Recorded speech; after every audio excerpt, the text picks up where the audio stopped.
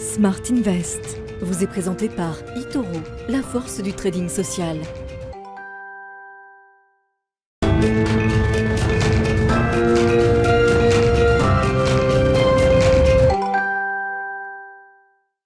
Bonjour à tous et bienvenue dans Smart Invest, l'émission qui vous accompagne dans vos premiers pas sur les marchés financiers, doublé d'un programme d'apprentissage où 4 participants mettent en pratique tous les mois la théorie évoquée en plateau au sein de 4 portefeuilles virtuels sur la plateforme eToro.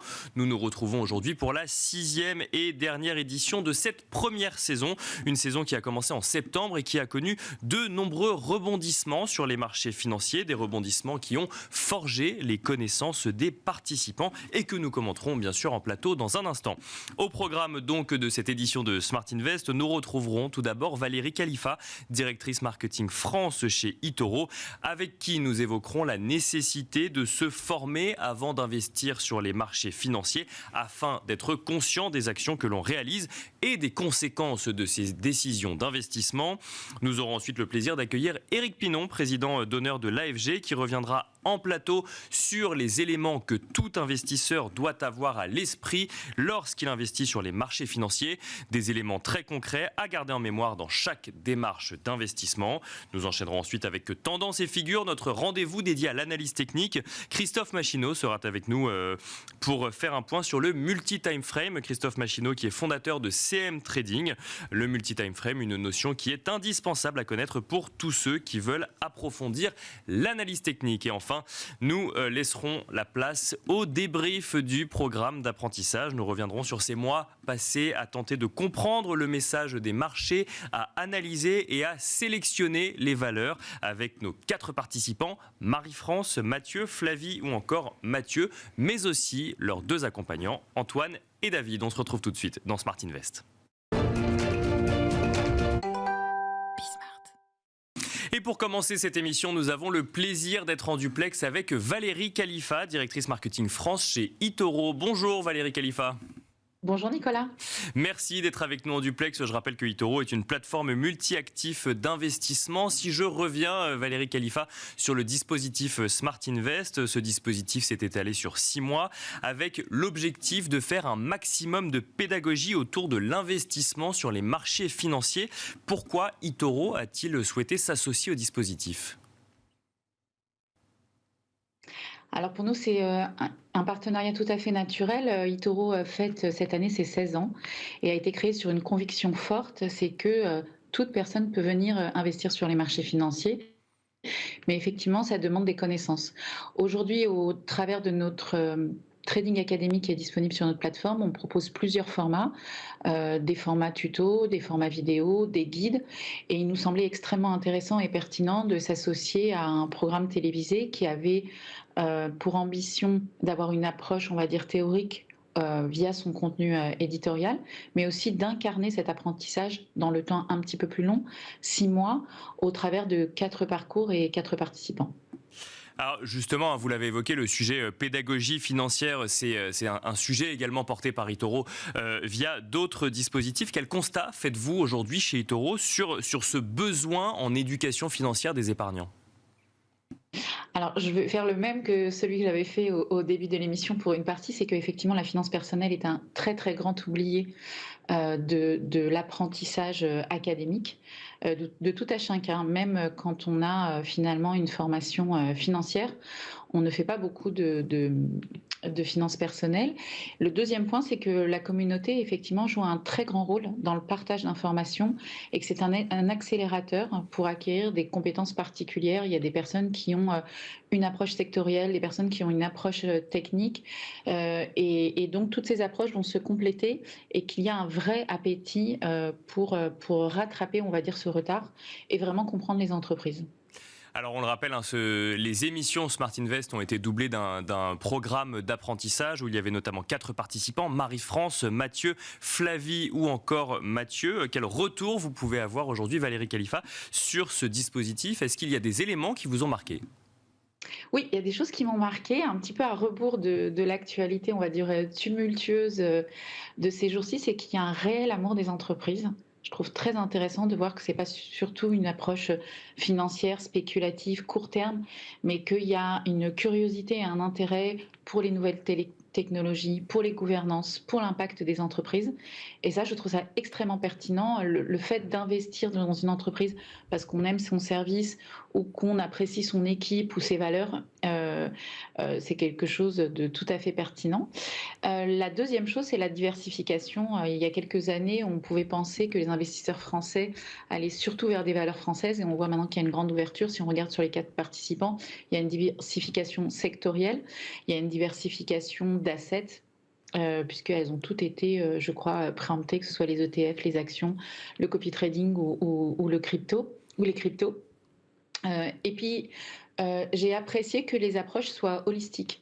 En fait, on voit que les personnes commencent à venir sur une valeur parce qu'elles en apprécient le secteur et elles vont compléter finalement cette information via évidemment l'information qu'elles peuvent trouver dans les news d'une partie, mais sur la communauté et puis aller voir aussi les indicateurs financiers. Voilà. Et puis le dernier point, c'est qu'il y a une adoption assez rapide des nouveaux outils. On a mis en route et en exécution, on a lancé les indicateurs ESG pendant le programme et j'ai vu que leur lecture et leur adoption avaient été assez rapides. Et le dernier point, c'est que je m'attendais à voir ça, c'est qu'effectivement, il y a une vraie différence à avoir des connaissances théoriques et ensuite à passer au mode décision et d'éprouver ces décisions et d'éprouver aussi bien le gain que la perte. Et ça, je pense que c'est une des choses les plus intéressantes. Un mot également, Valérie Khalifa, peut-être du contexte économique. Ce programme d'apprentissage a commencé en septembre, on est actuellement en février. Le contexte économique et le contexte d'investissement ont beaucoup évolué en quelques mois. Si on sort un petit peu du programme d'apprentissage, est-ce que vous constatez sur la plateforme eToro des évolutions dans la manière d'appréhender les marchés financiers ? Oui, tout à fait.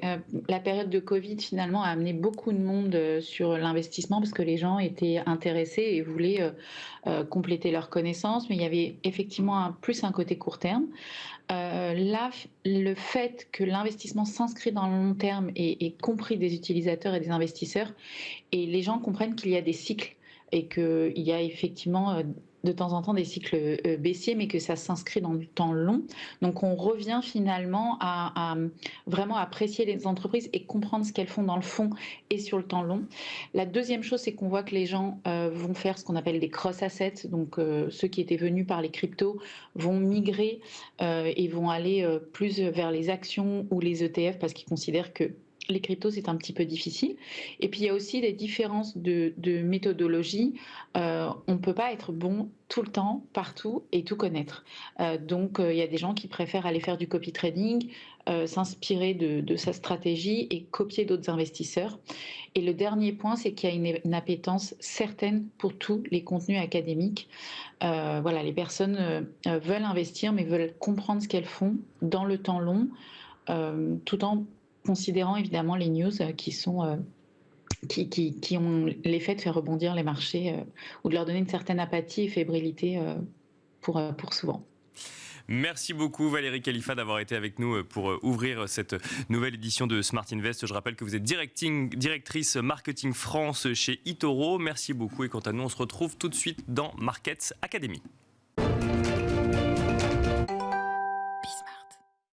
Et nous enchaînons à présent avec Markets Academy. Nous allons nous demander ensemble ce qu'il faut garder en tête coûte que coûte lorsque l'on veut investir sur les marchés financiers. Et pour cela, nous avons le plaisir d'être en plateau avec Éric Pinon, le président d'honneur de l'AFG. Bonjour Éric Pinon. Bonjour. Bienvenue sur le plateau de Smart Invest. J'ai envie de vous poser la question de but en blanc pour commencer. Lorsque l'on veut investir sur les marchés financiers, que l'on est un épargnant peu ou pas averti, que faut-il absolument garder en tête ? Je crois que le plus important à garder en tête, c'est que les performances des entreprises que nous allons potentiellement investir, sur lesquelles nous allons les uns les autres investir, ne font pas de la croissance linéaire, c'est-à-dire régulière. Donc il faut adapter son choix et ses investissements sur sa durée, ce que j'appelle même en jargon facile, la destination. Est-ce que c'est de l'argent que je veux pour 3 mois, 3 ans, 20 ans ? Et je crois que c'est un des critères importants de garder en tête. Le temps doit être défini avant l'investissement parce qu'il peut y avoir sinon une angoisse d'un rendu trop mauvais sur une période courte, alors qu'en fait, le produit choisi sera très bon sur une période un peu plus longue. Donc il faut s'affranchir finalement d'une évolution de valorisation d'un cours et se poser la question avant de sa durée d'investissement sur les marchés financiers. Exactement, mais le problème, c'est que le monde moderne fait qu'on a une information qui est très très très fréquente. Bien sûr, ouais. Avec son téléphone portable, on peut regarder l'évolution des cours toute la journée.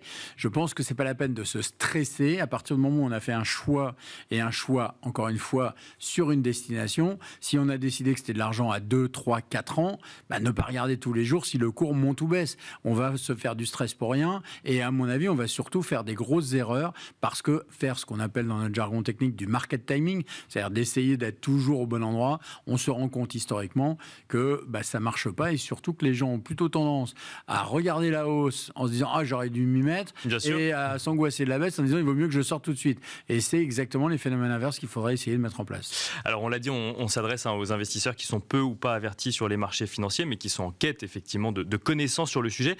Est-ce que c'est donné à tout le monde d'investir sur les marchés financiers selon vous ? Je pense que ça devrait être donné à tout le monde si on a, et je pense que c'est un des sujets en plus du moment, la chance soit de connaître un peu, ce qui est le cas de peu de personnes parce que l'éducation financière n'est pas suffisamment bonne en France en particulier, mais si on a la chance d'avoir des bons conseillers et des bonnes préoccupations sur à quoi va servir cette épargne, cette capacité que j'ai à mettre un peu d'argent de côté, on y reviendra peut-être après, eh bien oui, ça doit être donné à tout le monde. Pourquoi ? Parce que c'est pas en allant faire du livret A à 3% depuis le 1er février, oui. Donc, qu'on va effectivement couvrir les problèmes de l'effet inflationniste. Mais c'est donné à tout le monde si tout le monde prend la conscience du délai, du conseil et surtout n'attend pas et ne rêve pas tout haut de performances qui sont impossibles. Croire qu'on va faire 15% linéaire annuel, ça ne se fera pas. Réponse donc à la question, oui, tout le monde devrait en faire, sur du moyen long terme, entre autres sur de l'épargne à destination, allez, on va dire supérieure à 5 ans.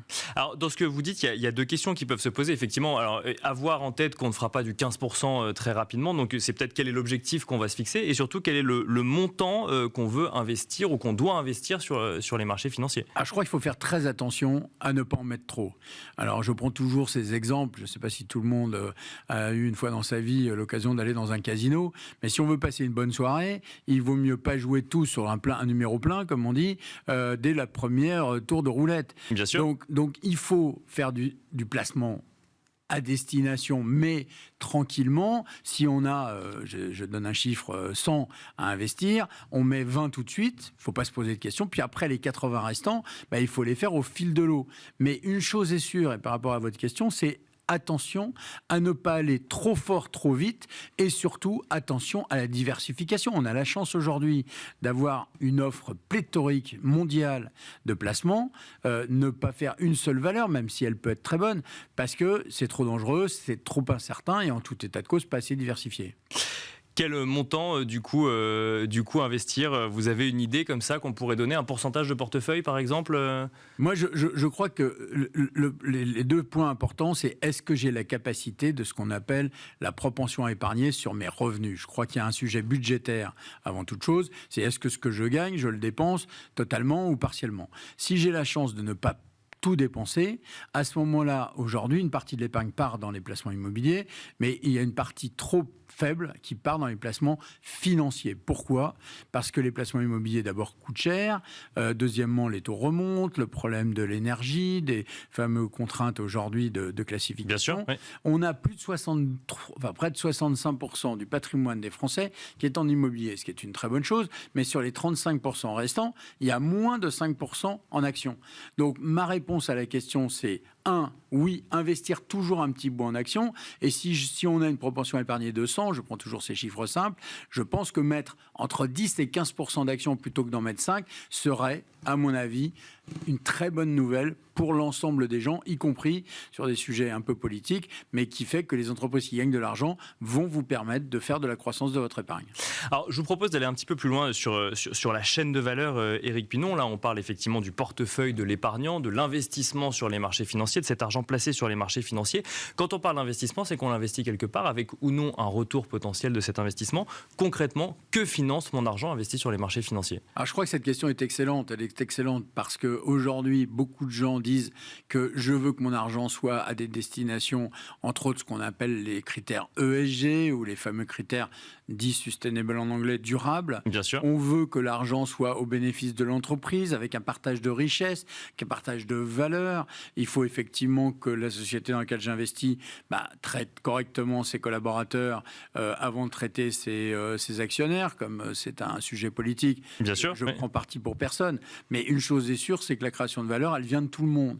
Donc je pense que ce que vous dites et ce qui est la question du jour, c'est que tous les acteurs que vous allez voir et tous les placements que vous allez faire, ils doivent rendre des comptes. Ils doivent rendre des comptes sur le E, le côté environnemental qu'on a déjà largement évoqué, sur le S, c'est-à-dire le côté social, c'est-à-dire gestion globale de l'entreprise, et sur le G. Le G, c'est la gouvernance. D'avoir des écarts de rémunération trop importants dans une entreprise semble être un vrai problème. Qui est le créateur de valeur? Est-ce que c'est celui qui est sur la chaîne de montage? Bien sûr. Ou est-ce que c'est le PDG? Je pense que les deux ont leur rôle, que les deux ont leurs besoins, et ne pas confondre, ce qui est un peu trop souvent fait en politique, c'est qu'un actionnaire, même s'il est dirigeant de l'entreprise, il est avant tout dirigeant de son entreprise. Donc il faut absolument que les gens comprennent que aujourd'hui, l'ensemble des acteurs de la gestion, l'ensemble des sociétés de gestion que j'ai le plaisir d'avoir présidées et surtout qui sont des propositions de solutions d'épargne, se soucient de mettre l'argent auprès de gens qui vont faire du bien, non pas du bien au portefeuille uniquement, mais du bien à la société, à la création de valeur, à la partage de richesse. Oui, parce que ça va in fine, dans des entreprises françaises ou étrangères, mais en tout cas dans des entreprises, dans l'économie réelle. Tout à fait.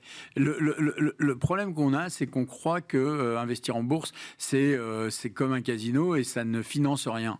Alors, il est vrai que c'est pas de l'argent frais systématiquement, mais par contre, il y a ce qu'on appelle des augmentations de capital, il y a effectivement des opérations sur titre. Tous ces éléments-là sont des éléments qui crédibilisent la valeur et qui, quand on investit, quand on permet aux gérants à qui vous confiez votre argent d'investir, va donner du pouvoir, de l'énergie et de la force à ces entreprises pour faire mieux, pour faire plus de recherche, par exemple, et développement. Alors, on peut parler de la partie purement pharmaceutique, on peut parler de la recherche sur les batteries, par exemple, versus les voitures. Enfin, il y a plein de sujets. Et l'argent, oui, vous avez raison, elle n'est pas uniquement posée sur la table et on la regarde. Non, elle a des objectifs d'investissement, de croissance, de développement. Si je reviens sur le portefeuille de l'épargnant ou sur les investissements réalisés par l'épargnant, est-ce qu'il est possible de diminuer son exposition au risque sur les marchés financiers, Éric Pinon ? Alors, la réponse est oui par certains produits, mais elle est surtout oui par l'allocation dont on parlait juste avant, globale. C'est-à-dire que la question que vous me posiez tout à l'heure, combien faut-il investir et comment faut-il investir? Je pense qu'il ne faut pas commencer à se dire j'investis mais je veux réduire le risque. Il faut dire j'investis moins, mais là où j'investis, je prends le risque.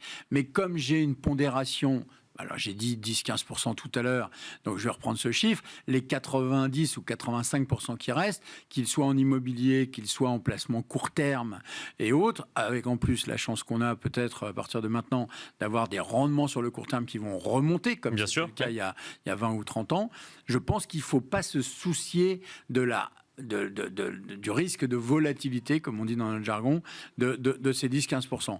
Donc la réponse n'est pas... Parce qu'on se sera prémuni par ailleurs du risque sur le reste. La réponse n'est donc pas sur la partie qu'on investit en risque, j'aime pas ce mot de toute façon, mais cette partie qu'on investit à destination, mais c'est l'allocation globale qui va faire qu'on sera protégé parce qu'on aura un peu de tout dans toutes les cases. On entend souvent qu'on peut réduire le risque avec la durée d'investissement, c'est vrai ça?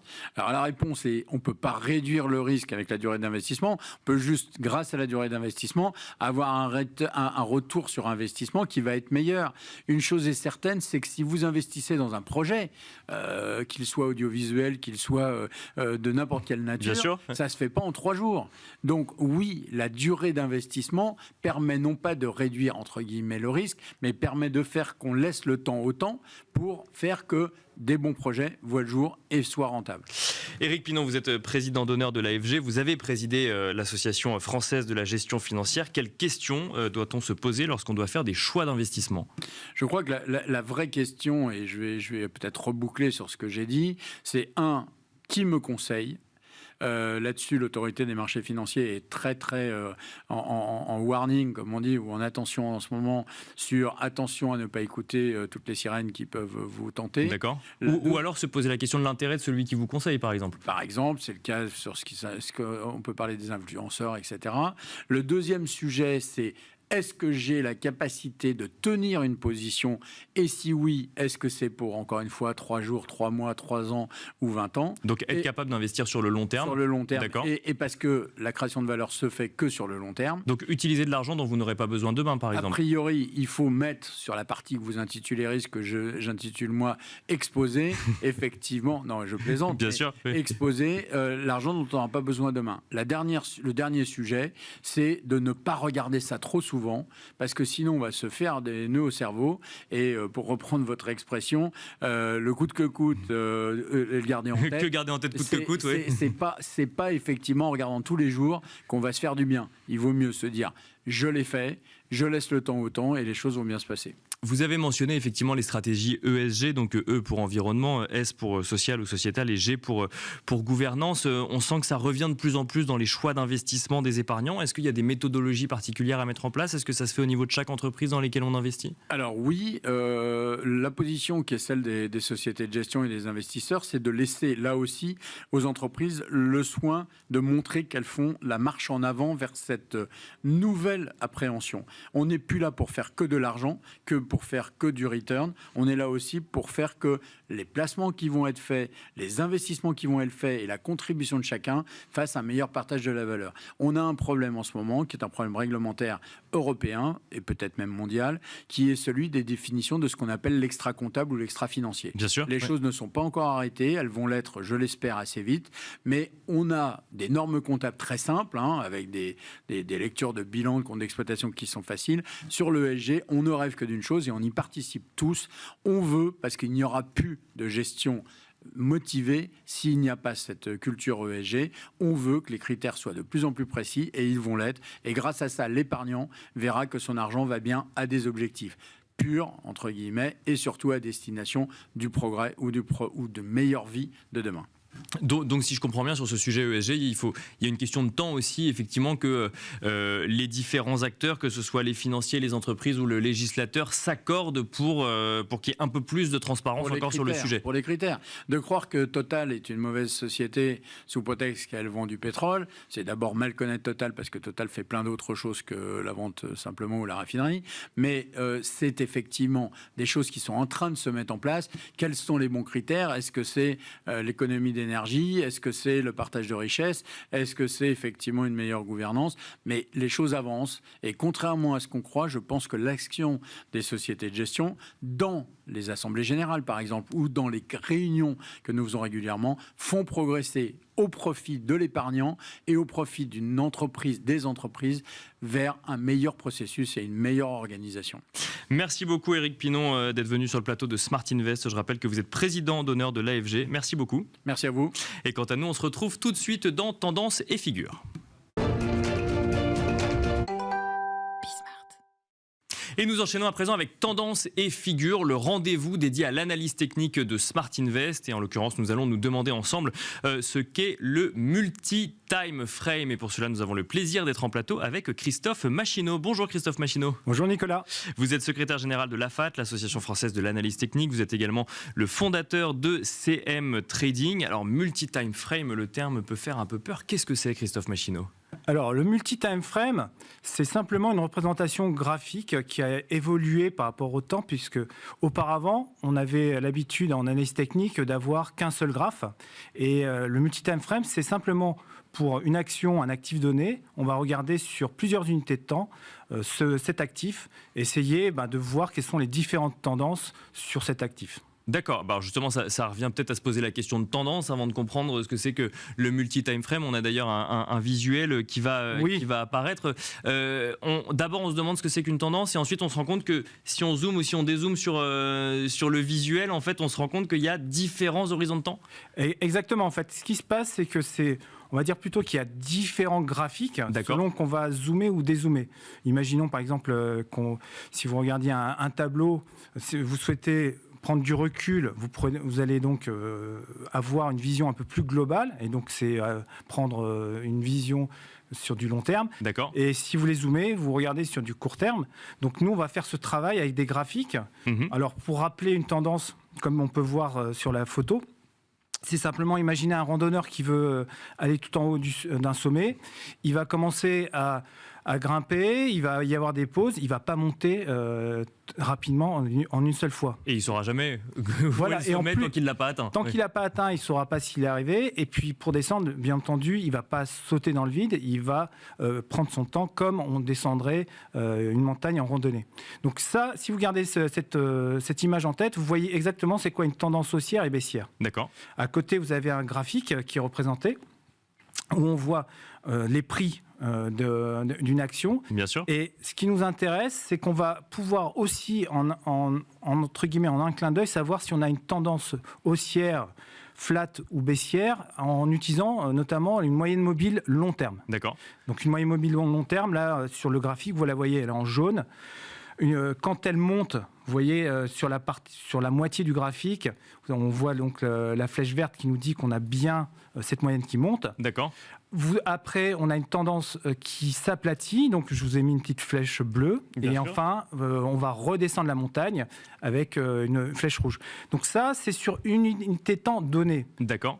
Si vous voulez aller un peu plus loin, il va falloir pas simplement se dire, moi je vais regarder par exemple du journalier, on va essayer de voir ce qui se passe au-dessus, donc sur de l'hebdomadaire, donc sur du long terme, et on peut aussi regarder ce qui se passe en dessous, par exemple sur du 4 heures. Et alors justement, il y a un autre visuel qui va apparaître, ce fameux multi-time frame. On a l'impression d'arriver dans des mondes parallèles à peu près. C'est-à-dire qu'on a le monde du journalier, le monde de l'hebdomadaire, le monde du mensuel presque aussi. Alors ce qui se passe, c'est une des difficultés des investisseurs qui commencent à regarder les graphiques, c'est que finalement, quelquefois on se dit tout a l'air d'aller bien, puis on essaie de monter dans les unités de temps et on a des surprises. Ici, pour vraiment réexpliquer le mécanisme, si je prends, donc là c'est l'action Apple, et je vais la prendre vraiment sur du court terme, c'est-à-dire que ça va être des bougies horaires. D'accord. J'ai bien ce qu'on appelle une tendance qui commence à devenir haussière. On monte la montagne, on grimpe la montagne, et on remarque juste, par contre, que la fameuse moyenne mobile 200 qui est en jaune est plutôt flat. Flat, voire un peu baissière, oui, effectivement. Ouais. Oui, on dit flat. Ça, c'est flat, d'accord. Voilà, c'est flat.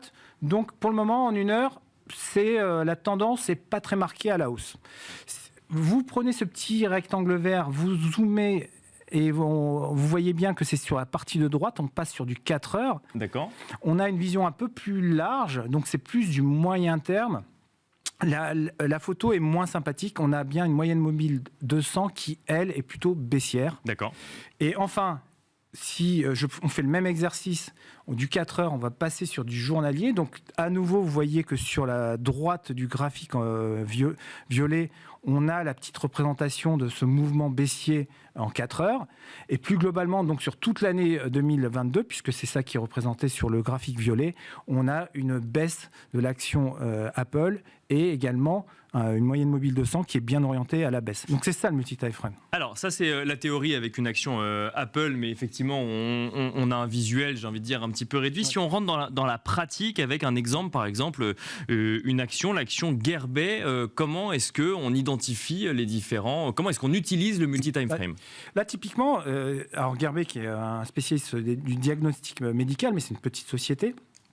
Là, je vous prends un exemple. Typiquement, là, vous avez en journalier, donc je réexplique, chaque bougie représente une journée de séance. On a l'action Gerbet qui passe de 27,80 en début juillet et elle va monter jusqu'à 45,66. D'accord. On a bien tous les indicateurs au vert. On a bien une moyenne mobile 200 qui est en progression haussière. Donc tout va bien. Ça, c'est de l'analyse technique classique. Mais si on passe sur l'unité de temps supérieure, et c'est ce que doivent faire tous les investisseurs, c'est ne pas simplement s'arrêter à une unité de temps donnée, mais essayer de voir finalement, avoir une vision un peu plus globale. Et c'est sur la slide précédente, suivante, hebdomadaire, oui. En hebdomadaire, on voit que l'histoire est un peu moins sympathique puisque on a bien une hausse de 24 jusqu'à 45,66, mais en hebdomadaire, et là on a bien une moyenne mobile 200 hebdo, c'est-à-dire sur 200 semaines, eh bien, tout le parcours haussier est stoppé puisqu'on arrive sur potentiellement ce qu'on appelle une résistance en analyse technique. Et donc, on peut se dire la photo est peut-être moins sympathique. Pourquoi ? Parce que cette moyenne mobile 200 hebdomadaire, si elle baisse, c'est que Gerbet a eu un passage compliqué. Et pour la petite histoire, Gerbet vient de 90 € 4 ans auparavant. C'est pour ça que cette moyenne mobile 200 est baissière. Rapidement, si on regarde Gerbet en janvier 2023, qu'est-ce que ça nous dit ? Eh bien, là, on revient, donc on voit bien la hausse entre 27,80 et 45,66. Malheureusement, on n'a jamais réussi à dépasser cette résistance. Vous voyez qu'on n'a aucune bougie qui la dépasse et on descend jusqu'à 15,28. Remarquez bien que finalement, on était content quand on avait gagné quasiment 18 € à 45 €, mais on en perd derrière quasiment 30 €. Et alors, en quelques mots, Christophe Machineau, quelle unité de temps regarder quand on est investisseur alors ? Alors, sur la prochaine slide, ce qui est important, c'est de se dire, vous, quel est votre profil ? Si vous êtes plutôt quelqu'un qui veut souhaiter rester sur une action pendant quelques jours, donc vous êtes plutôt un swing trader, je vous conseille de regarder le 1 heure, le 4 heures et le journalier, day pour daily. Si vous êtes plutôt un investisseur, c'est-à-dire vous souhaitez rester quand même quelques jours à quelques semaines, voire quelques mois, ce n'est pas la peine de descendre beaucoup plus bas que le 4 heures. Restez sur du daily également et du weekly. Enfin, si vous avez une approche Warren Buffett et vous souhaitez rester quelques années sur une action, vous n'avez aucun intérêt à descendre en dessous du journalier. Vous regarderez des graphiques également hebdomadaires et mensuels et vous aurez une vision complètement globale. Pour terminer, le plus important, c'est de ne pas stresser et de commencer à descendre sur du 5 minutes ou du 2 minutes. C'est le piège que font la plupart des débutants. Merci beaucoup Christophe Machineau. Je rappelle que vous êtes secrétaire général de l'AFAT et fondateur de CM Trading. Merci beaucoup. Merci Nicolas. Merci à vous et on se retrouve tout de suite dans Smart Invest. De retour dans Smart Invest, nous allons dresser le bilan ensemble des 6 mois du programme d'apprentissage où 4 participants se sont essayés au marché financier au moyen de portefeuilles virtuels mis à disposition sur la plateforme eToro. Et pour débriefer de ce programme d'apprentissage, nous avons le plaisir d'être en plateau avec David Derry, analyste chez eToro. Bonjour David Derry. Bonjour. Mais aussi avec Antoine Fraissoulier, analyste financier chez eToro également. Bonjour Antoine Fraissoulier. Bonjour Nicolas. Bienvenue à tous les deux. On va commencer avec vous, David Derry. 6 mois d'investissement, 4 participants que vous avez suivis tous les deux. Comment se sont déroulés ces 6 mois d'apprentissage, David Derry ? Plutôt bien, parce qu'on le voit sur les 4 participants. On en a 3 justement qu'on finit en positif, dont Marie-France qui a même performé d'environ 10% sur l'ensemble du programme. Donc on le voit, les marchés ont été assez volatiles aussi pendant ces 6 mois, avec notamment les discours des banques centrales, les narratifs de récession. Et puis malgré ça, on voit qu'ils ont réussi à tirer de la performance, notamment le mois de janvier qui a été bénéfique pour la plupart des candidats. Un bon mois de janvier qui permet à 3 candidats sur 4 donc, de finir le programme dans le vert. C'est vrai qu'il y a 2 choses. Il y a ce qu'on peut évoquer sur les marchés financiers, puis il y a le choix des valeurs au quotidien quand c'est son portefeuille à soi et qu'il faut choisir entre une action, un ETF, un copy portfolio sur la plateforme eToro ou autre. Là aussi, est-ce que vous avez senti des questionnements particuliers sur les choix d'investissement ? On voit que les candidats n'ont pas eu tous la même stratégie. Par exemple, Mathieu Ilouz, lui, a plus été tourné vers les ETF. Marie-France, à elle, choisi une diversification assez totale parce qu'elle a fait à la fois des crypto-monnaies, à la fois des actions, à la fois un peu de matières premières, etc. Mais on voit justement que tous les candidats ont eu leur propre stratégie et ont décidé après de diversifier avec ce qui leur plaisait, notamment des ETF pour Mathieu Ilouz ou des crypto-monnaies pour Mathieu Stéphanie. Antoine Fraissoulier, David Derry l'a rapidement mentionné, la période n'était pas non plus hyper simple pour des épargnants qui s'y connaissaient peu ou pas sur les marchés financiers. On a eu des comportements de marché que tout le monde n'arrivait pas à expliquer, avec un recul des marchés financiers en fin d'année 2022, un rebond d'un coup d'un seul, début 2023, une séquence banque centrale que tous les marchés suivaient. Quels ont été les grands événements ? Alors je les ai donnés rapidement, mais comment est-ce qu'on fait quand on ne connaît pas les marchés financiers pour naviguer dans ces événements? C'est sûr que les conditions de marché étaient extrêmement compliquées parce qu'on a une volatilité qui est extrême. Donc, effectivement, c'était compliqué à ce niveau-là. Ensuite, lorsque le programme a commencé, c'était au mois de septembre. Le mois de septembre a été très mauvais sur les marchés, mais en revanche, octobre et novembre ont été des mois assez positifs, même très positifs. Donc, en fait, ils ont quand même pu profiter du rebond des marchés. Décembre a été un mois plutôt neutre et janvier a été un mois excellent, notamment sur les valeurs technologiques. Donc, au final, ils ont quand même profité de conditions de marché plutôt favorable, même si ça reste une année 2022 négative dans l'ensemble. Le dernier trimestre 2022 a été plutôt positif. Donc en fait, ils ont quand même profité de cela. Ensuite, effectivement, la diversification a été vraiment le maître mot parce que la personne qui a gagné, Marie-France, a le mieux diversifié son portefeuille. Alors on rappelle que c'était pas un concours, hein, donc effectivement la personne qui affiche la plus haute performance, mais l'idée n'était pas forcément d'aller que sur la performance financière, mais de regarder aussi les convictions de gestion. Mais effectivement, à la fin, on est quand même content d'avoir un portefeuille en positif. Oui, c'est vrai. Et le côté prudent de Mathieu Ilouz a aussi été bénéfique puisque c'était quand même le candidat le plus prudent qui n'a pas investi la totalité de son capital, il a investi 50% de son capital. Il a quand même réussi à avoir une performance bien positive, mais effectivement les conditions de marché étaient quand même plutôt favorables finalement aux participants. Aux participants, David Derry, est-ce qu'il y a des grands enseignements de ce programme d'apprentissage vis-à-vis d'un public qui ne s'y connaît pas ou qui s'y connaît assez peu sur ces marchés financiers? Moi, je trouve qu'il y a des apprentissages assez intéressants. Alors déjà, il y a eu le stop loss de Marie-France qui s'y attendait pas et qui, comme elle a l'habitude de le dire, la machine qui a activé son stop loss. Et donc, montrer qu'il y a des concepts importants, le stop loss, le take profit, l'effet de levier, qui sont importants d'appréhender.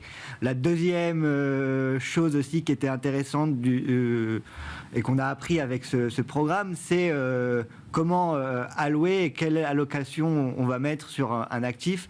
Et ça a été notamment le cas de Mathieu Stéphanie ou de Flavie, qui ont au début mis beaucoup et qui ont alloué beaucoup de leur portefeuille, en fait, Mathieu Stéphanie sur Orpea et Flavie sur Tesla. Et sur une conviction chacun, finalement, oui. Exactement. Et on le voit que quand le marché ne va pas dans la bonne direction, ça crée aussi un drawdown, donc une perte assez importante sur le portefeuille. Donc ça aussi, c'est important de prendre en considération et je pense que le programme l'a bien montré. Je reviens un petit peu sur le contexte. Antoine Fraissoulier, vous disiez que le contexte était plutôt favorable. Est-ce qu'on peut dire que finalement, on a trois participants sur 4 qui affichent des performances positives? C'est un peu aussi grâce au rallye de début d'année sur les marchés financiers. Oui, alors pour Flavie, ça a été le cas puisqu'elle a passé essentiellement le temps en territoire négatif et elle finit en territoire positif, mais une faible performance. Effectivement, comme disait David, elle avait une pondération très importante sur Tesla. Bien sûr, oui. 30% de son capital, je crois. Et effectivement, Tesla a rebondi de 40% au mois de janvier. Du coup, ça lui a permis de passer. Mais effectivement, c'est important là. L'exposition de son portefeuille, c'est vrai qu'on ne met pas tous ses œufs dans le même panier, c'est bien une expression qui marche en bourse. Alors, on ne va pas déjà mettre 30% sur une valeur de son portefeuille, c'est déraisonnable. Il vaut mieux en général quand même diversifier au maximum ses investissements. Merci beaucoup David Derry et Antoine Fraissoulier. Je vous propose de retrouver tout de suite finalement les 4 participants et de recueillir leurs impressions sur ces 6 mois du programme d'apprentissage. Je vous donne rendez-vous tout de suite dans Team Invest. Et c'est parti pour Team Invest. Nous avons le plaisir de retrouver en plateau les 4 participants au programme d'apprentissage Smart Invest. Nous avons le plaisir d'être en plateau avec Flavie Voyer. Tout d'abord, bonjour Flavie Voyer. Bonjour Nicolas. Vous êtes étudiante en Master 2 à l'EDEC Business School. Nous avons le plaisir d'être également avec Mathieu Stéphanie. Bonjour Mathieu Stéphanie. Salut Nicolas. Vous êtes CEO de Alvo Market et président de Cosa Vostra. Nous avons le plaisir également d'être en plateau avec Marie-France Pedroni. Bonjour Marie-France Pedroni. Bonjour. Vous êtes expert comptable et cofondatrice de Bobby et nous avons le plaisir d'être également avec Mathieu Ilouz. Bonjour Mathieu Ilouz. Bonjour Nicolas. Et vous êtes jeune diplômé de master en ingénierie financière. Et on vous a suivi pendant 6 mois, tous les 4, sur les réseaux sociaux, en plateau. On a suivi vos décisions d'investissement, on a suivi parfois vos doutes, vos questionnements. On va commencer avec vous, Flavie Voyer. Comment est-ce que vous avez vécu ces 6 mois d'apprentissage sur les marchés financiers? Vous ne connaissiez pas du tout le monde de l'investissement avant. Exactement. En fait, ces 6 mois se sont plutôt bien passés et c'était ma première expérience sur les marchés financiers. financiers. Donc une vraie opportunité de découvrir tout l'univers. Globalement, j'ai terminé avec un portefeuille en positif, donc ça, je suis plutôt contente et c'est grâce à certaines valeurs qui ont carrément tiré mon portefeuille vers le haut. Ce sont notamment Netflix, je crois, avec plus 47%. J'ai aussi DocuSign, Coursera et Air Liquide. Et qui ont compensé donc justement avec Tesla, où j'ai eu une plus forte baisse, et Ubisoft aussi.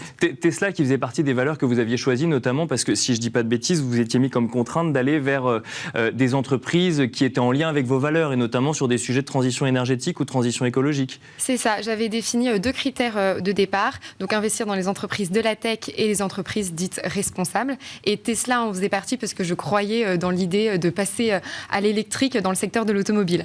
Donc évidemment, je n'avais pas du tout anticipé la forte baisse qui était notamment liée au rachat de Twitter avec Elon Musk. Sûr, ouais. Et depuis début janvier, ça a pris à peu près 50%, donc ça m'a permis de rebasculer en positif après. Ça a été un apprentissage, ça, de se rendre compte effectivement que le cours de bourse d'une entreprise peut avoir finalement aucun lien avec l'activité économique de l'entreprise, quand on prend l'exemple précis effectivement du rachat de Twitter par Elon Musk. Exactement, pour Tesla, je n'avais pas du tout anticipé que le côté médiatique en fait, d'un dirigeant pouvait avoir autant d'impact sur le cours de l'action de son entreprise, et c'est ce que j'ai pu observer. Donc je pense que dans le futur, je mettrai peut-être une plus petite partie de mon portefeuille sur la valeur pour éviter d'avoir une aussi grande baisse, parce que j'avais mis 20% à peu près. Mathieu Elouze, vous êtes jeune diplômé de master en ingénierie financière. La finance n'a pas de secret pour vous. Comment est-ce que vous avez vécu ces 6 mois d'apprentissage finalement sur les marchés financiers, si tant est qu'il y avait encore un apprentissage à faire de votre côté? Si, il y a toujours un apprentissage à avoir. Ça a été 6 mois très enrichissants pour moi, qui m'ont permis d'appréhender la gestion d'actifs sous un autre angle. Pendant ces 6 mois, j'ai essayé de remplir mon objectif, à savoir essayer de construire un portefeuille diversifié, avec un niveau de risque modéré, permettant de capter de la croissance à long terme sur les marchés. Donc pour ça, je me suis notamment appuyé sur des produits de type ETF. D'accord. Comme vous l'avez vu, avec une allocation 100% ETF. Voilà, à mon sens. Donc ETF, on précise quand même, pour ceux qui nous écoutent, on va suivre un indice qui lui-même est composé de différentes valeurs, parfois avec des thématiques. Ça, c'est des choses qu'on peut entendre de manière très théorique. Et là, vous l'avez testé de manière pratique, et ça correspondait finalement à vos objectifs d'investissement? C'est ça. J'ai souhaité, à mon sens, une grande exposition à ce qu'on appelle des single stocks, des titres individuels. Représente une grande source de risque. En l'occurrence, je n'ai pas souhaité prendre ce risque. C'est pour ça que j'ai opté pour cette allocation 100% ETF. En l'occurrence, en grande partie sur des ETF large cap, sur des zones géographiques assez vastes, donc même pas des ETF sectoriels. D'accord. Pour 90% de mon portefeuille. Et ça m'a tout de même permis d'avoir une performance positive à l'arrivée. J'ai la sensation d'avoir pris assez peu de risques. Donc, je n'ai pas de grands regrets au niveau de mes décisions d'investissement. Vous n'avez pas pris énormément de risques, vous n'aviez pas envie d'en prendre sur les marchés financiers. Ce n'était pas votre façon finalement d'appréhender les marchés financiers? C'est ça, bien qu'on ait un portefeuille fictif, j'ai essayé de le gérer. Comme si c'était votre argent? Comme si c'était vraiment mon argent. Et avec mon épargne, je ne sais pas forcément le niveau de risque que j'aurais pris. J'estime que je suis assez averse au risque. Donc en l'occurrence, oui, j'ai souhaité prendre assez peu de risques, bien qu'en investissant dans des actions, on prend quand même un risque. Vous étiez venu ici sur ce plateau quand on vous avait posé la question de votre stratégie. Vous nous aviez donné un terme que j'ai retenu, qui était stratégie core satellite. Alors effectivement, là aussi, on se dit, théoriquement, ça a sûrement beaucoup de vertus, mais dans la pratique, est-ce que ça correspond à vos attentes théoriques sur le sujet ? Alors, c'est ce que j'ai mis en pratique. Alors, core satellite, vous pouvez peut-être nous définir ce que c'est? Oui, tout à fait. Donc, ça consiste à scinder ma stratégie en 2. En l'occurrence, moi, j'avais 90% de mon portefeuille qui était orienté vers des ETF, grande capitalisation sur différentes zones géographiques. Donc, c'est une gestion globalement passive dans laquelle on prend peu de risques. Et pour tenter de booster un petit peu les performances de mon portefeuille, j'avais orienté 10% de mon portefeuille toujours vers des ETF, mais dans des secteurs plus spécifiques. Donc ça consiste en ça, le core satellite, et ça permet de chercher un équilibre rendement-risque, idée assez proche de ce que je souhaitais. En l'occurrence, ma performance s'est faite sur la partie la moins risquée. Sur la gestion passive, ma partie satellite n'a pas particulièrement bien performé sur les 6 mois, en partie à cause de mon market timing qui n'a pas été bon, et j'aurais peut-être dû faire une entrée progressive comme je l'ai fait sur les 90 autres % de mon portefeuille. Ça veut dire que vous n'êtes pas rentré au bon moment ou pas sorti au bon moment, c'est ça ce que... C'est ça, je ne suis pas entré au bon moment. En fait, étant donné le faible montant que représentaient ces 10%, j'ai fait le choix de rentrer en une fois sur ces valeurs, alors que sur les 90 autres %, je suis bien rentré de façon étalée en DCA, ce qui a été plus payant, au-delà même du choix des secteurs qui n'était pas forcément bon étant donné le contexte économique. Après, ça reste sur 6 mois, donc à voir sur une perspective de long terme qui était mon horizon de placement initial. Moralité, il faut rester fidèle à ses objectifs de départ. Marie-France Pedroni, on va continuer avec vous. Alors je rappelle, Mathieu Elouz, le sujet n'était pas forcément de faire de la performance, mais quand on a effectivement un petit peu de performance positive à la fin, on est content. Vous avez fait environ 5,2% de performance. Flavie Voyer, vous avez fait 3,6% de performance. Marie-France Pedroni, vous êtes celle qui affichait le portefeuille avec la plus haute performance. Quels étaient les objectifs que vous êtes fixés au départ et comment est-ce que vous êtes allé la chercher, cette performance ? Je suis beaucoup moins spécialiste que mon voisin. Donc pas d'ETF. En fait, j'ai fait ça plus en gestion de mère de famille. C'est-à-dire qu'en gros, effectivement, j'ai réparti mon portefeuille. J'ai essayé d'avoir des valeurs très très variées, plusieurs, mais pas trop non plus. J'avais au plus fort une douzaine de valeurs pour pouvoir les suivre convenablement. Des valeurs que je connaissais bien, donc je dis pas que je passe ma vie chez Hermès, mais quand même, je connais cette société, Netflix, des valeurs, donc de l'or, du sucre, ça aussi, je pense que tout le monde connaît.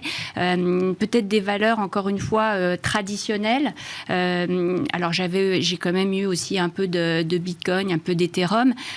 L'idée, c'était aussi d'être très varié, de voir un peu comment ça allait fonctionner. Mon objectif, au départ, c'était pas de gagner, entre guillemets, le challenge, pas du tout. C'était véritablement, peut-être, alors contrairement à toi, Mathieu, c'était pas mes sous. D'accord. Donc vous pouviez tester des choses, des crypto-monnaies par exemple, ou des matières premières. Alors par ailleurs, j'ai des crypto-monnaies. D'accord, très bien. Donc non, c'est pas le bon connaissiez, exemple. Ça c'est bon. Mais en fait, voilà, on nous a donné, entre guillemets, un budget. Ce budget, j'y étais. Alors que peut-être que dans la vraie vie, j'aurais été un tout petit peu plus réticente à faire tous ces investissements comme ça, sans finalement me poser trop de questions. Alors je reviens, comme pour Mathieu, sur ce que vous nous avez évoqué en plateau, notamment vous avez découvert ce que c'est qu'un stop loss. Est-ce que du coup ça c'est un apprentissage sur ces 6 mois d'investissement? Je veux redire quand même que le stop loss en tant que tel, c'est pas c'était que sur la plateforme, et ça je suis bien placée pour le savoir puisque moi je suis cofondatrice d'une plateforme. En fait, il y a un paramétrage en fait qui est en automatique. Bien sûr, quand j'ai acheté l'or et le sucre au tout début, eh bien, de façon automatique, alors que je n'avais pas bien vu, c'était coché. Et donc, effectivement, comme au début, ça a baissé, puis après, ça a remonté. Donc, il a fallu que je rachète, puisque parce que ça a été vendu la machine me les avait vendus automatiquement. Voilà. Donc, c'est plus la pratique de l'outil. Bien sûr. Non, c'est bon. Le garde-fou de l'outil qui, finalement, que vous avez découvert. Je ne le remets pas en cause, ce garde-fou. Ça peut être très, très bien, justement, quand ce sont nos vrais sous. Bien sûr, effectivement. Mathieu, Stéphanie, un mot sur... alors, effectivement, j'ai parlé de performance. Vous avez fait des choix de conviction, si on peut le dire ainsi. Je me sens gêné, Nicolas, un petit peu. Vous avez gardé le meilleur pour la fin. J'ai gardé le meilleur pour la fin, exactement. Vous avez fait des choix d'investissement sur ces 6 mois. Vous avez décidé d'aller sur les crypto-monnaies, vous avez décidé d'aller sur Orpea, également sur d'autres titres. Comment est-ce que vous avez vécu cet apprentissage de 6 mois? J'avais un grand apprentissage, c'est que j'allais fermer ma grande gueule. Au début, je suis arrivé en disant je suis là pour gagner. Vous m'avez répondu c'est pas un concours, donc je prends c'est pas un concours. Ce n'est pas un concours, j'ai perdu on confirme. je suis le seul dans le négatif, je crois. Donc voilà, mais je vous rejoins sur le fait que ce soit un peu virtuel. Je me suis quand même aussi un peu emballé sur certains engagements, notamment Orpea, où ce que je fais pas dans la vraie vie, parce que j'ai aussi un vrai portefeuille eToro sur lequel je fais plutôt une bonne période, mais plus prudente. Donc je fais pas non plus de gros gains, je fais pas de grosses pertes. Mais là sur Orpea, j'étais assez boule. Donc l'idée était de me dire je pense que cette boîte est au fond, et puis à chaque fois que ça creusait, je me disais allez, j'y retourne, j'en remets. Et avec cette idée quoi de de se dire ça ne peut que remonter, je serai là le jour où ça remontera, c'est ça? Et voilà, et puis finalement, elle a été reprise au fond par la Caisse des dépôts et de consignation, oui. Voilà, ces derniers jours. Donc, du coup là-dessus, j'ai joué, j'ai perdu. Mais c'est intéressant aussi de le voir comme ça. Il y a d'autres apprentissages que j'ai pu avoir sur le dollar cost averaging, c'est-à-dire que, notamment sur les cryptos, j'ai aussi eu une démarche qui était de dire ça descend, ça descend, ça descend, donc je rachète. Et quand ça rebondit, et comme j'achetais à moins cher, j'en achetais plus. D'accord. Quand le rebond est arrivé, je gagnais plus. Je revenais pas à ma somme initiale, mais vraiment, je suis en gain. Donc finalement, les gains sur les cryptos, ils sont intéressants parce que ça fait partie. Bitcoin et Ethereum sont mes gains numéro 2 et 3. Mais c'est intéressant ce que vous dites, parce que ça revient à ce que nous disait Mathieu Helous. Finalement, s'il y a un apprentissage que vous retenez, c'est celui de se fixer des objectifs au départ et s'y tenir, quelle que soit la variation des actifs sur lesquels on a envie d'investir. Oui, j'ai investi assez peu dans de nouveaux actifs. Je me suis renforcé dans mes convictions. Et ce qui est intéressant, je pense aussi, c'est d'avoir... je ne suis pas allé comme vous, Mathieu, sur les ETF exactement. J'ai fait quand même un MSCI World, qui doit être un ETF. En revanche, je suis allé sur... Donc, c'est les 1000 plus grosses cotations, je crois. Oui, effectivement. C'est un indice, effectivement, qui reprend les plus grosses cotations dans le monde, d'où son nom. Alors après, est-ce que vous avez investi spécifiquement sur un ETF? Ce sera à vérifier sur la plateforme. Mais ce que j'ai fait, ce sont les copies portfolio qui ont été bien gagnants. C'est-à-dire, le plus gros gain que je fais, c'est Genesis, presque 14%. Et après, en effet, j'ai fait des copies sur Euraseo, sur Berkshire Hathaway de Warren Buffett. Donc, je suis vraiment allé j'ai copié des portefeuilles existants sur lesquels j'ai presque gagné sur tous, sauf sur les énergies renouvelables, qui est la deuxième, sur laquelle j'ai perdu 10% aussi. Mais... Bon, mais finalement, si je vous écoute, il faut faire confiance à d'autres qui, finalement, on montre déjà des performances positives, ou il faut éviter de prendre trop de risques. Mathieu, sur les marchés financiers, c'est la stratégie la plus payante que vous avez, que finalement c'est celle qui a le plus payé? Je ne sais pas, peut-être ce qu'on peut retenir, c'est la force de la diversification au sein des portefeuilles. On a vu qu'à travers les stratégies des différents participants, c'était les portefeuilles les plus diversifiés qui avaient le mieux performé sur la période. Donc certes, la diversification n'est pas gage de performance. Je pense que c'est gage d'un rapport rendement-risque qui est assez maîtrisé.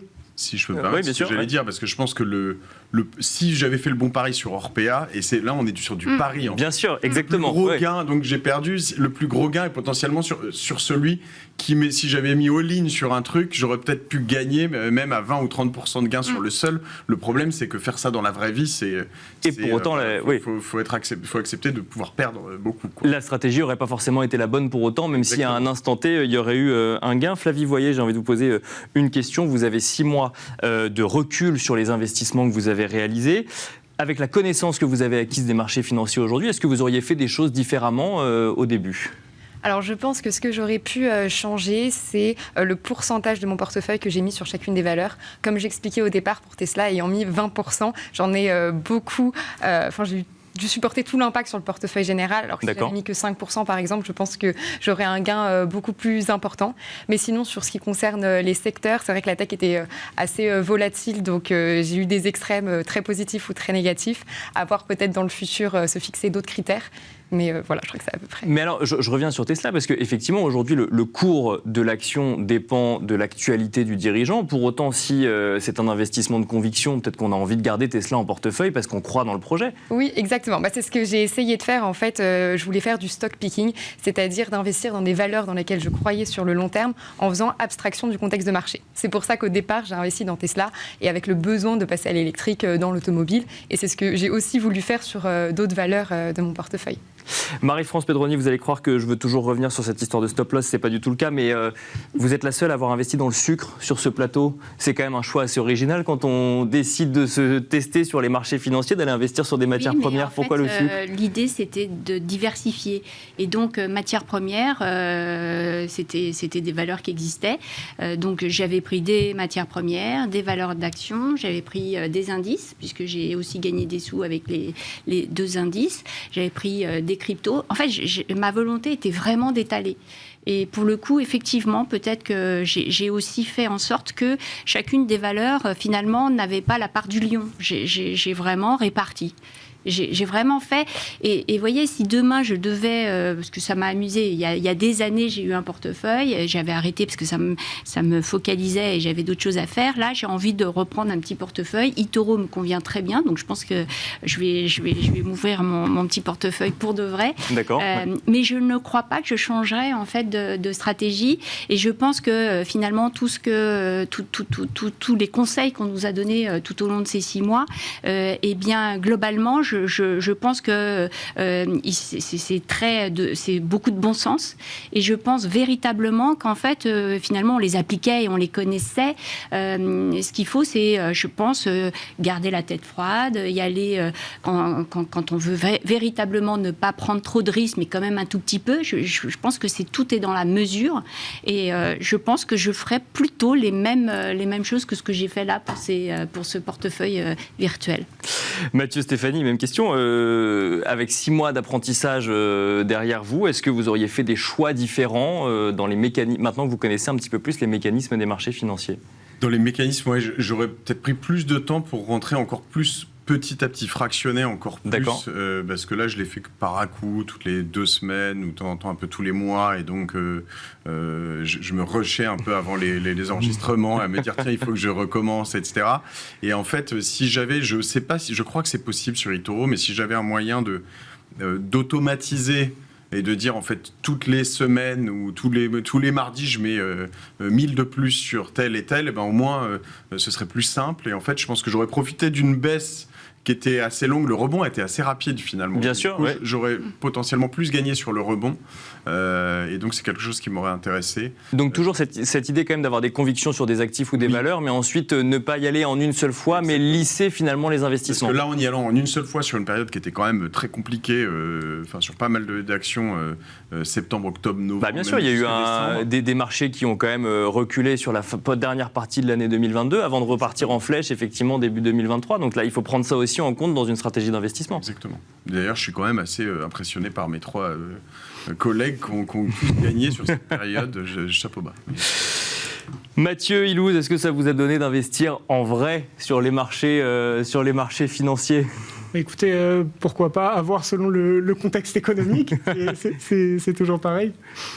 Et si vous deviez retenir effectivement un apprentissage, quelque chose que vous auriez fait différemment, quelque chose que si demain un de vos amis par exemple veut aller sur les marchés financiers, si vous lui disiez attention, j'ai fait cette erreur, ne la fais pas. Moi, s'il y avait un point, ça serait sur mon entrée sur le marché, sur une partie de mon portefeuille. Comme je le disais, sur la partie core de mon portefeuille, donc les 90%, je suis bien entré en DCA et j'ai étalé mon entrée. En revanche, pour les 10% sur ma partie satellite, étant donné le faible montant que ça représentait, j'ai investi sur ces valeurs en une fois. Finalement, mon market timing s'est avéré mauvais sur certaines valeurs qui vont rapidement baisser et ne sont jamais revenues en positif au cours du programme. Donc heureusement, ça ne concernait qu'une petite proportion de portefeuille et ça n'a pas eu d'impact significatif sur ma performance globale, mais ça aurait pu être le cas. D'où l'importance, encore une fois, de lisser son entrée. Bon, si je dois retenir 2 messages clés de votre apprentissage, c'est effectivement lisser son entrée ou en tout cas gérer le timing d'investissement et surtout investir dans des choses que l'on comprend ou dans des actifs que l'on comprend. Merci beaucoup en tout cas Mathieu Ilouz, jeune diplômé de master en ingénierie financière. Merci Marie-France Pedroni, expert comptable et cofondatrice de Bobby. Merci Flavie Voyer, étudiante en master 2 à l'EDEC Business School. Et merci Mathieu Stéphanie, CEO de Alvo Market et président de Cosa Vostra. Merci d'avoir participé à ce programme d'apprentissage. Merci à vous également de nous avoir suivis en télévision, mais aussi sur le digital, sur les réseaux sociaux, d'avoir suivi ce programme d'apprentissage. Et je vous dis à très bientôt. Smart Invest vous a été présenté par eToro, la force du trading social.